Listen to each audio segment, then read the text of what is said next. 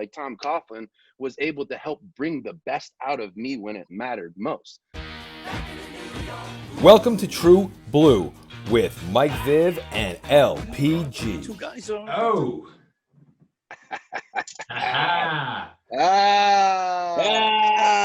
No. There he is.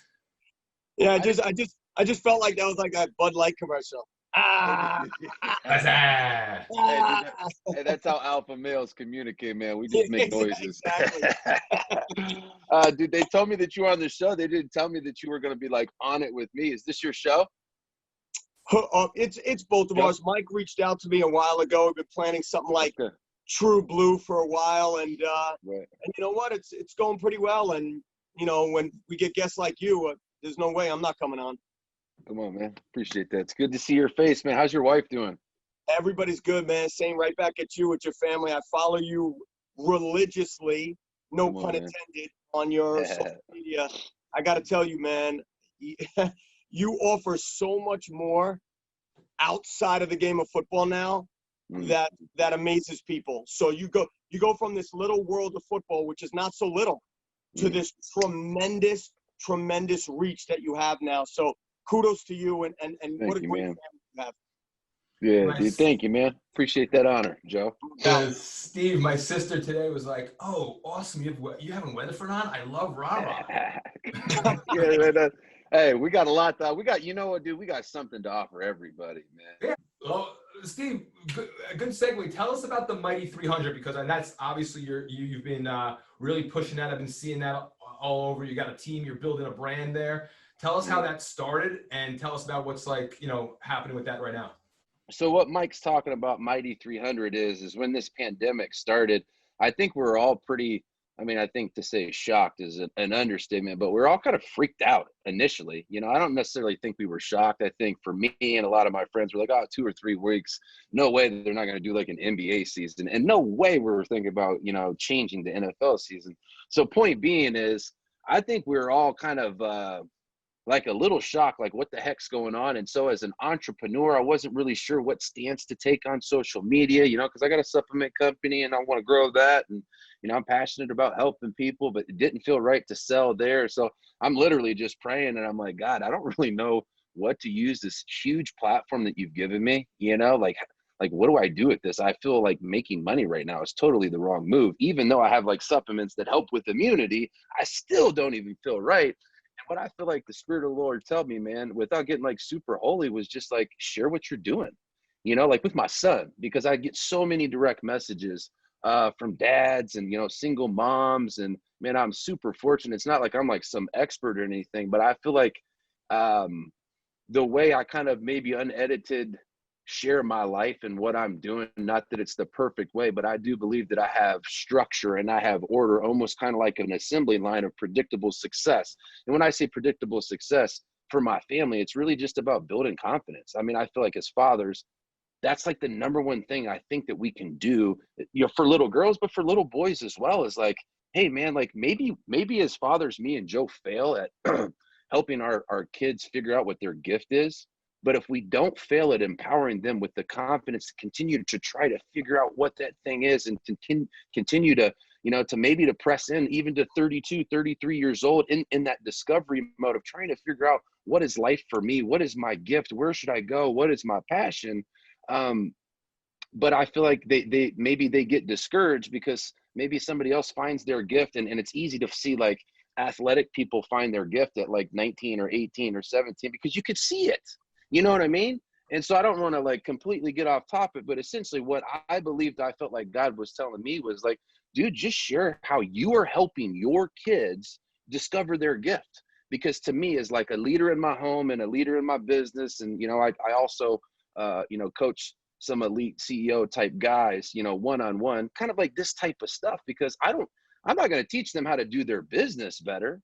But man, dude, I really do feel like I'm really gifted at helping you identify what you want, what you really want, and then reverse engineering the process and the structure and the order and the accountability and the wisdom required to, continually move forward every day. And I feel like that's what really like mentorship and having the greatest example of mentorship is a dad. You know, like the greatest example of mentorship is you are able to help somebody get somewhere that you got in less time.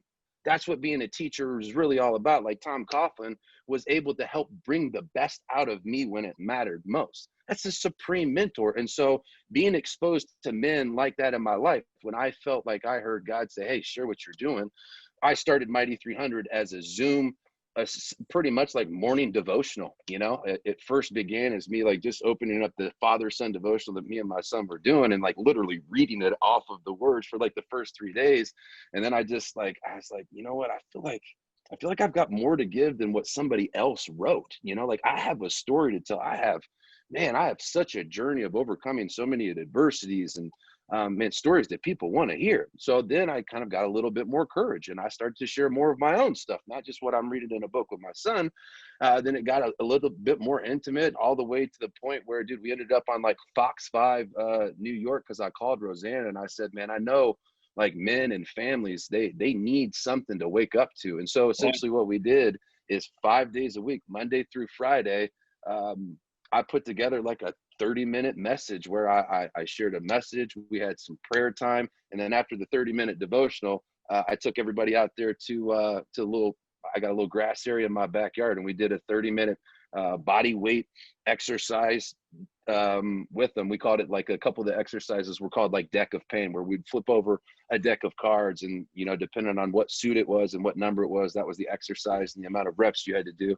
So the reason I say all those things to say is I believe I'm stepping into a new season of my life because I just jumped, you know. And it's kind of like, I feel like it's the same thing for any other area of my life. Sorry to turn this into like some motivational talk, but I think there's things bigger than football, and the reason you guys know me is because of football. But if I could borrow a little bit of your time, really just kind of talk about what to me is truly important, and if there's any takeaway, I believe for people listening to this is like, man, freaking go for it. The only reason you guys even know what I am right now is because there was our varsity football coach walked over to the soccer field. I was 14 years old. I was 108 pounds. He walked up to our coach and asked him, he's like, hey, do you got anybody out here that could kick field goals? You know, our senior just left and we need a punter and a kicker. And so I remember, you know, he pointed over to the far field and he said, hey, the skinny kid on the far field. He said, okay. So he started walking that way. And as he got up to the third field, he looked back at the coach. He was like, this guy, you know? And I was like, yeah, that's him. And so he asked me, he said, kick that soccer ball as far as you can. Boom, you know, it just flew off my foot.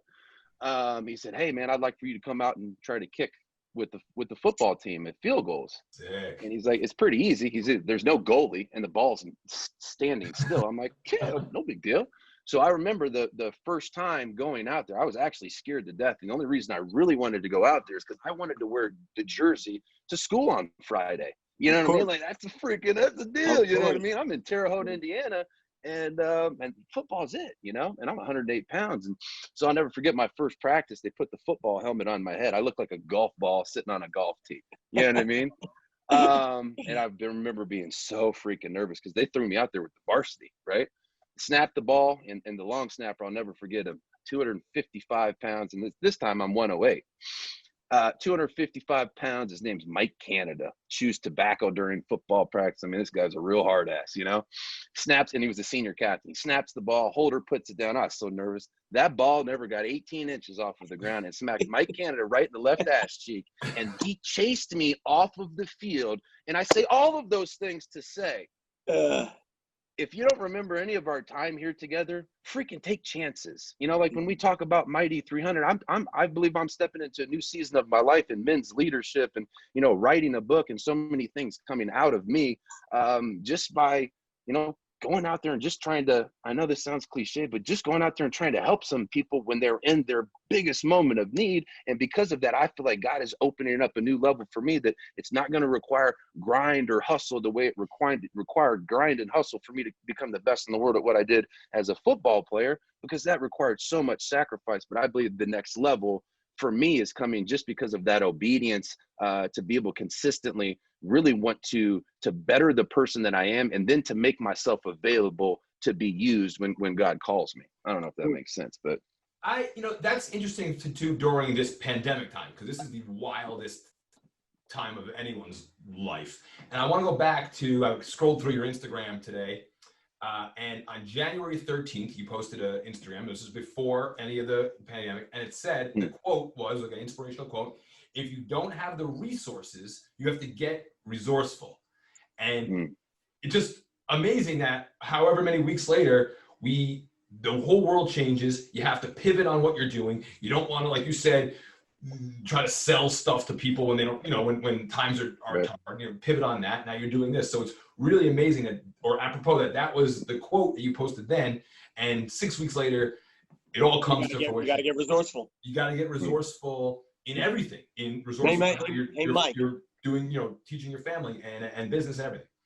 Mike, what did I tell you before he got on, that once he starts, Steve, again, we do know you as a football player, okay? And I might know you as a father and a husband a little bit more than the next fan, only because we became friendly and knew each other for years. But I still always saw you as a football player and a Super Bowl champion.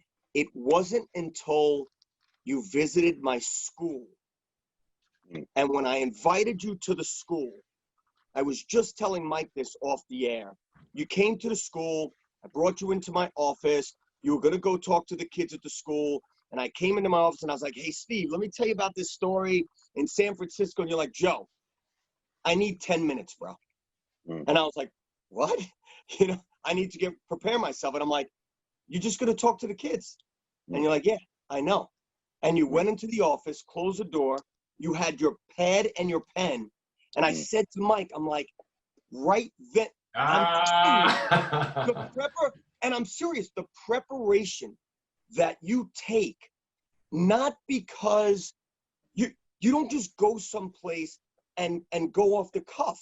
You want to bring a message, regardless whether it's social media, regardless whether it's a podcast, regardless whether you're talking to 50 kids or 100 kids like you did at my school. Whatever message you are bringing, it has to have a point to it.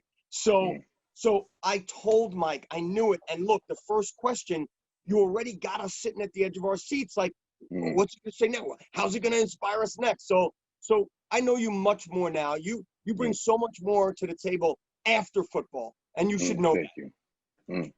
Thank you, man. Dude, I received, hold on one second, Mike, man. I just wanted to tell you, Joe, I received that honor. And really what I feel like I'm hearing you say, man, is just this is what I like to see what I like to call it when I see it in other men, is just a spirit of excellence. That's really, at the end of the day, that's what it is. It is how I do anything is how I do, or how I do anything is how I do everything. There's a quote, it's my favorite quote of all time. To give anything less than your best is by Steve Prefontaine. To give anything less than your best is to sacrifice the gift. So it could be really easy for me, and I'm not just saying this just to gloat. I really just want you guys to, like, maybe, and the listeners, to understand where that comes from. Because if you're really just doing it for the result, meaning like, well, I'm going to be my best if there's this many people, or I'm going to be my best if I feel like I can get something from Joe on the other side of it. Yeah. And that to me, when you live your life that way, that's like living your life with, I call it reciprocity, like give to get type of thing. And if you can practice this and reprogram your mind this way, when you do something for someone and maybe show up to speak, and you show up there with the spirit of excellence because you want those kids, and you want, like for you, Joe, I wanted you to experience what excellence is. I knew that you had 50 incredible athletes come in there. I knew that they were going to be better athletes than me. And some of them might have been better speakers than me. It wasn't about me going out there and being a great speaker, or me going out there and being a great football player. It was about the spirit of excellence that I carry with me everywhere. Not to say that it's always been that way, dude. I've been through drug addiction, porn addiction, sex addiction, like you guys call it, you name it. I've struggled with it. If it makes a dopamine release go off in your brain, bro, I've ran that road. Gambling too. So anyway, I say all of those things to say the spirit of excellence creates repetitions And because of those repetitions that I got trying to be my best at whatever I was doing, be it on TV, be it speaking to those kids, I got repetitions of trying to be excellent. And so it doesn't matter where I go or what I do. I have an operating system that has an expectation of excellence, not an expectation of perfection, because when God created us, he didn't create us to be perfect. He created us to need him. And so through my pursuit of pursuing him, I'm made complete in all of the areas that I suck at, like impulse control. I've got ADHD. I mean, I struggle with a lot of different things. That's why I had addiction issues, because I found something that felt good to me, and then I just kept doing it. Joe, that's why I look like now, right now. I look better than I did when I played football, and that's because there's just a spirit of excellence in my fitness pursuit. Because I believe, really, at the end of the day, if you want to simplify it and boil it down to like two things, Joe and Mike, I believe we have two assignments as men on this earth. Give men something to respect and give God something to work with. And part of me giving God something to work with and men something to respect is when I walk into a room, it's not about being better than other men, but when men see me, and this is not being cocky, this is me just stating my truth, they can see a spirit of excellence when I walk in. I got a 19-inch neck and 19-inch arms. And that's not being cocky, but you can't have those things. You can't buy those things. Those are things that require consistent, compounded interest and investments. And so thank you for acknowledging that and recognizing that, Mike. Sorry to cut you off. You know what, Steve, it's funny. Yes, 19-inch neck, 30-inch arms. It doesn't, I think they're like 35. But I'm saying you had that before you had the 19-inch neck and the 19-inch arms. And I'll prove it, because you're right. I did have 50 guys come, luckily, to come speak to the kids. But there's two things you should know, and you should put a feather in your cap for this. Two things. One, to this day, when I have kids come back to the school, they say, hey, do you ever talk to that punter guy? So you should know that. They don't say Victor Cruz. They don't say Phil Simms. They don't bring those guys up. That's number one. And number two, during your speech, you went off on all kind of tangents. What could you do for school? What could you do after school? What could you do to get you into a school? You went on off all that, and you should know this. Not one kid, Mike, not one kid asked them, like they did the 49 other players I brought to the school, how much money do you make? What kind of car do you drive? How hot is your wife? The questions were totally different when Steve was in. And that is because of the message he brings, not because he was speaking off the cuff. Thank you, man. I appreciate that, man. It's to me, I feel like, I mean, as a communicator and just a friend in general, like friend to friend, Mike, friend to friend, it's not what you say to somebody, it's how you make them feel. Yep. You know what I mean? Like, that's really, like, if you really want to boil down what being a great speaker or a motivator or a gifted communicator really is, it's your ability to help people feel a certain type of way to get them to take action. And so, dude, thank you for recognizing that, man. I appreciate that. Well, I'll tell you how you made a lot of Giants fans feel around 8 years ago. We'll get to that. There we go. Joe has man. Joe has a jersey for everything. To tie in, to switch to football a little bit, but to tie in the preparation that we just spoke about and everything, did you take, obviously you took that to your preparation on the football field. What was your, punters are very, I told Joe, I think punters are one of the, in I guess the major four sports, the most unappreciated and thankless type of jobs. Like if you punters are people too. Punters are people too. But if you do your job, great, thank you, amazing. If you don't do your job, you're going to be talked about even more, well more than if you don't do. It's kind of like the unknown name that we will say that you took his position when you came to the Giants. Stop bringing up John. Stop it already. But it's almost like a thankless position. So it's interesting that you played football, because that's a 1 in a zillion chance to even make it to the league.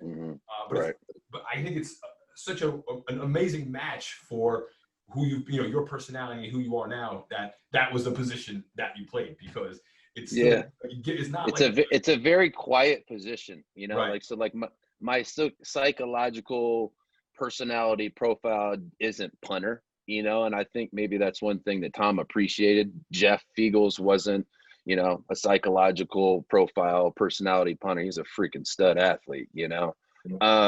So yeah, I mean, there's that to say, but to be honest with you, I mean, I hate to say this on a Big Blue podcast, and I think Joe can probably like realize this, knowing me as long as he knows me. I never really loved football. You know what I mean? I loved being excellent. You know, I love the pursuit of trying to be great at something. I don't miss football at all. I miss my teammates. Man, I miss the fans. I miss it being a big deal when I was a part of something great. Those are the things that I miss. I don't miss the game because here's the deal. I didn't like grow up playing football, like organized football, you know, in the backyard with my dad throwing the football. You know, I had dreams of being a Super Bowl champion and stuff like that. But like it was, if I ever had a dream of a sport, it was basketball or soccer or even the Olympics for track, because I was such a little peewee little dude. I was 108 pounds. I'm like this, you know, for me to have declarations and dreams like that just didn't make sense. Joe and I mean, hey, when that coach came to get you, I kind of know why I can't get this out of my head. When a football coach came to get you, I would have been so pissed off if I was a soccer coach. Like, hey, I played both sports though. Oh, say no more. I agree. Yeah. How? Tuesdays and Saturdays were soccer games, and Friday night lights, man. In those days they could. Wow. And the only reason, and here's the other God story about that, like coaches don't let that happen, obviously, right? I know. I coach football. I would never let it happen. And the only reason that my coach was willing to let that happen is he had a younger brother who went to that school, who his dad was the coach, who let him do both and earned a scholarship to go to Michigan. And so like, it was like, hey, listen, we can put a soccer player on the football field and be really valuable for you tobacco chewing hillbillies. You know what I mean? Because that's essentially what it was. You know, hard-nosed football players. But if you got a kicker, they can hit field goals from midfield. And that's what I did. I had 6 field goals over 50 yards. I had a freaking cannon attached to my little body. So maybe I would have let you play ball. Maybe I would have let you play ball. Yeah. You believe me, dude, if you saw me kick a football in high school, you would be like, dude, you can do whatever you want. True. We Joe and I get to speak to a lot of you guys, ex-players. Joe, and it's what amazes me is how the recall of the games they have. The recall. Yeah. We talked to Otis and Lawrence Taylor, and they're talking about plays from 1983, like specific games, and it's amazing, the recall. And so what I want to do, if it's all right, I want to take you through a very short recall of Super Bowl 46. Now, before I start, I want to say that I don't know how close a punter has ever been to an MVP of a Super Bowl. I don't know the voting. Stop. Keep going. But I'm dead serious, and I'll show you something else, because just so I'll prove that I'm not just pumping you up right now here today in 2020. I'll show you something from 2012 that proves. Come on. Come on, man. I need an ego boost, man. It's lonely out here in California. Nobody stops me on the streets anymore and says, "Mother Super Bowl," in front of my family. In an odd way, I miss that. That's hilarious. We miss you in New York, dude. I would see you at all charity events, all the things. I'm gonna come back and do a men's event soon, man. We were actually literally, you know, not to interrupt the recall session, because I definitely want to do it, but to that point, man, Joe, I'll give you a heads up, man. I might have you rally up some troops out there. Say no more. Yeah, man, I might get 150, 200 people together if it's legal at some point, and I want to do it soon, man. Dude, so many people we need to be around freaking men right now, man. We're all stuck doing this freaking crap. I love it, and I'm thankful that at least we can do this, but at the end of the day, man, let's get together, man. Let's level up. I'm 100% in. Whatever I don't even care what you're doing. Let's do it. I'm gonna do it in Jersey too. If I do it, I'm doing it in New Jersey. Okay, say no more. Because I think I can host more than 100 people, because hotels right now. The only reason I know this is because I'm doing it in Southern California in about 2 weeks, and it's hard to do it out here like it would be in Jersey. But I can do it in a church, and there's no cap, so I'm gonna get like 200, 250 people together, and we're gonna freaking burn it down, man. I've got a workshop of things I want to take them through, and some exercises that are gonna just get things clear, man, so men can be the CEO of their freaking life again, man. But go ahead, Mike. I'm totally down with it. I wouldn't put church in the same category as burn it down, but I like where you're going though. Hey, when you get down with me, man, we burn it down in the church. We're burning it down. In Jesus' name. Let's go, Mike. Well, Mike. Mike, right before you get going, I like what you said just before, Mike. I do miss him around here. I miss the stuff that he used to bring around here and having these parties and getting people together. I miss the polar bear challenge. I miss all the stuff he was doing when he was here. Okay, Mike, get into. Let's go Super Bowl 46. I miss. You know what we need around here, Steve? We need a little Jesus in the in the New York football right now. Guess what, man? I'm a good delivery system, man. I'll give you an. I come around me, man, and we'll get you hooked up, Mike. Let's go. Ooh, okay, here we go. Let's see how great you recall. I don't know how this is gonna go. I'm gonna do a slight play-by-play. Slight. You guys might be embarrassed because there might be some of this stuff I have no recollection of. I don't know where he's going with this. So I don't either. Although my recollection. No, I like it. It's exciting. I like surprises. It's the main things. I'm gonna say it, and I want you guys to give me your 30 seconds on each little thing. All right. So, okay. First of all, Steve, how many punts did you have in Super Bowl 46? Oh, I know. 4. Oh, sorry. Was I not supposed to say it, or was I supposed to? No. Okay. All right. So you're on the board. Don't tell me you won't recognize. You won't realize. You know exactly 4. Well, I didn't know what kind of questions we were going to get. I didn't know. Me neither. How many catches did Mario Manningham have? No, it's not trivia. Sometimes I forget what number he wore. It's not trivia. I just started with that. All right. So first quarter starts off slow. We got the safety. Then you come down, punt, pinned him on the 6-yard line. I just want to go through, for people who may not remember, it was a 40-something yard punt, pinned him on the 6. Then you're holding for the extra point, which you also did the double duty. Correct. On the cruise TD. All right. So now we're up 9-0. Second quarter is where it got a little hairy. Your next punt in the second quarter was a touchback. Now you're terrible, Steve. Terrible. And I will say, I don't throw my teammates under the bus. Will Blackman lost it in the light. Sorry, what? I was gonna bring up Blackman. I swear to God, that's great. And the only reason I can say that confidently is I talk to Will almost every day. He's a West Coaster, and so him and I actually do some group coaching stuff together. So that's I awesome. can throw one under the bus because I talk to him all the time. But, I love Will. How do you lose it in the lights, bro? It was up there for a half an hour, and I only kicked it 38 yards. And just think, it was way before he was drinking wine. So how do you lose it? What, are you drunk? It was if it was 38 yards, then it was perfect. Because I think you were on the New England 40-something. So I remember where it hit, bro. It hit the 4-yard line and went between his legs. I lost in the lights. Recall, baby. All right. So then you got that. Then you have another punt, pinned him again on the 6-yard line. And that was from midfield. That was second quarter. Even though after that, Brady had a sick drive to take the lead 10-9. So halftime, it's 10-9. That's where things got a little out of hand. Third quarter got a little shaky. Aaron Hernandez came down for a touchdown right out of the third quarter. Then you have Tuck starting to take over. Tuck got his sacks there. But you and your boy Tynes come down to convert for 2 more field goals. So now 17-15. That's beginning of the fourth quarter. Then you have Blackburn's big interception. I'm just kind of going through the big plays of the game. And then this is the big punt of the game for me. The last one is middle fourth. We have Blackburn's interception. Things are getting – the defense is playing out of their minds. We decide not to go for it I think it was on the 43. Maybe it was a 44, 45. Another punt, same situation because you punted from there midfield many times. All 4 punts were from the same spot. And pinned them on the 7-yard line again. So those are the punts.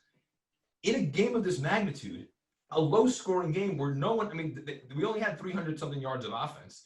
Brady, they only had almost exactly 300 yards of offense. There's no real thing until Manning to Manning happens a little while later, which is, I guess, the reason Eli wins the MVP award. But I would say if people are going to give Cy Youngs to guys with losing records because they have great stats, then we should really take into consideration going on the punters or people to premises hashtag that Weatherford has to get a good look here. I would believe that you would.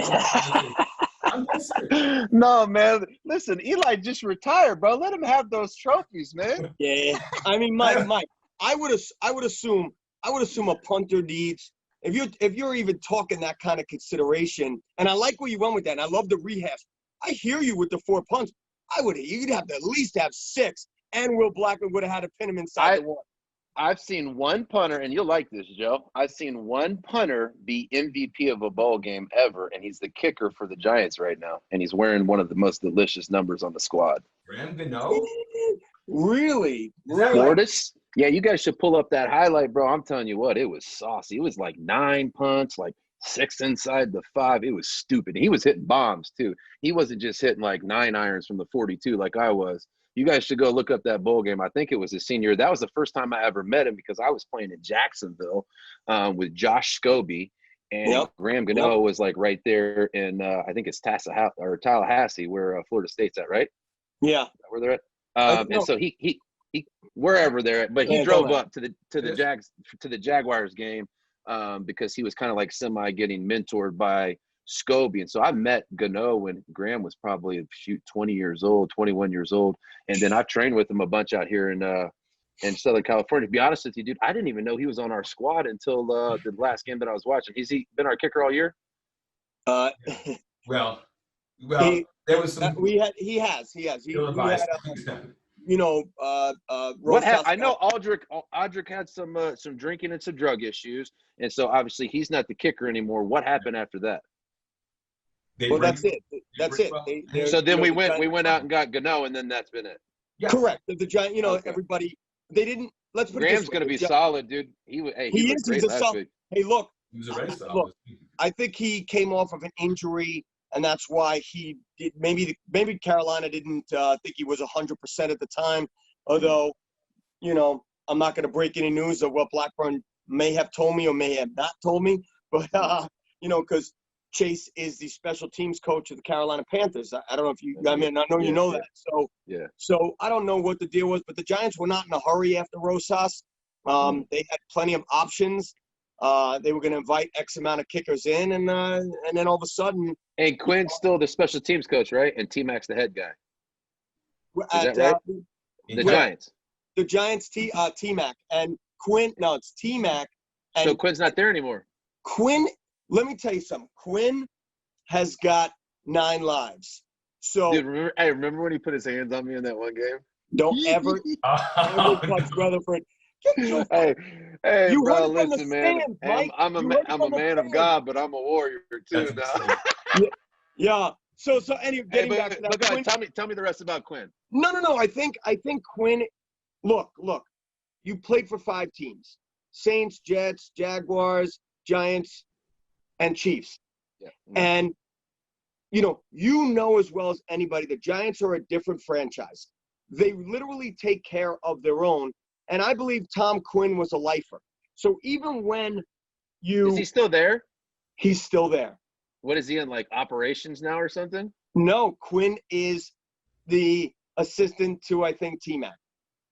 Okay, that's what I thought. That's correct. Okay. Correct. Yeah. But I think he's really great. I think he's a really great special teams coordinator. I think he's actually fantastic in a supportive role because he's a numbers guy, man. You just nailed it. Quinn should have been that 5, 6, 7 years ago. T-Mac is amazing. I think McGahee. So T-Mac's produced more results at special teams. It's T-Mac's, and T-Mac is doing a great job, and that's why we went and got him back. I love T-Mac. Giants, LSU, Carolina, back to the Giants. So I love that he's there. And yes, Quinn is a numbers guy. It's funny. I always look at Quinn like I look at Kevin Abrams. Yeah. You're always going to be around. You're always going to be a great numbers guy. You're probably going to have a job with the Giants. And they're valuable, man. They're valuable. Yes, they're valuable. As many people wanted their heads off, they're valuable. Yeah, Quinn does a good job. Like I was halfway joking about when he put his hands in. He was a great coach, and I had a great relationship with him, man. Oh, dude, I love Quinn. Quinn was able to get the best out of me as an athlete and as a football player. My best years with the Giants. So I'll always be thankful for him. And I'm glad he's still around. What do you remember about the parade? Oh man, we had the best float, man. I was on there with Tynes and Diassi, and they're just freaking fun guys. My favorite memory was actually jumping off the float, and then there was a band in front of us. Yeah, Joe's doing it. There's a band in front of us, and like it just felt weird being on a float, to be honest with you. Like I wanted to be a champion. I didn't want to be like exalted in the streets. Right. It just was a really weird feeling for me. So we did it for a little bit, but then it was just like we kept doing the same thing. After like a mile, I'm like, bro, I want to be with the people. So I ended up jumping off initially, and there was like a high school band in front of us. That's crazy. And I brought my helmet from the game that I played in because I wanted to make sure that all of my teammates signed it, right? Coaches and everything. So everybody had already signed it. So I put it on my head because I didn't want to carry it around. So here I am walking through the street, Super Bowl parade, and I asked this chubby high school kid if I could take his drum.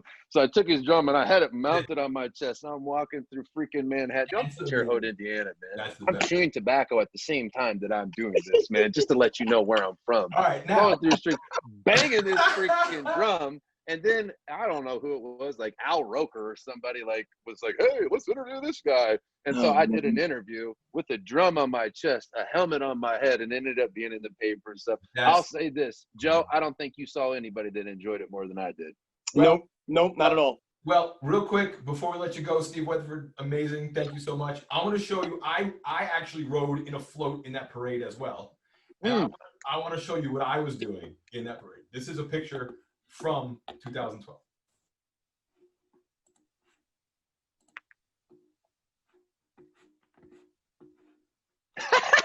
Yes. Mike's in Team Weatherford. Joe, I didn't know that, man. Yeah, man. Hey, come on. bro, he wanted you win an MVP. So dude, you get some. Hey, dude, I didn't know if he was just loving on me because I decided to invest my time into your show and he was just being kind. But dude, he's been on Team Weatherford for a minute. Mike, thanks, man. They made me take it. I rode the whole parade, but they made me take it away. They wouldn't let me hold it up because it was, I guess, whatever. They took it away from me, the sign. But look at the comment over here. When this podcast comes out, I want you to use that photo and make sure that you tag me on Instagram story because I'll repost that now. Good. And look at the first comment over here. 8 years ago. Look at the comment. You see it? Yeah. Oh, my man. Yep, MVP. Hey, some comment.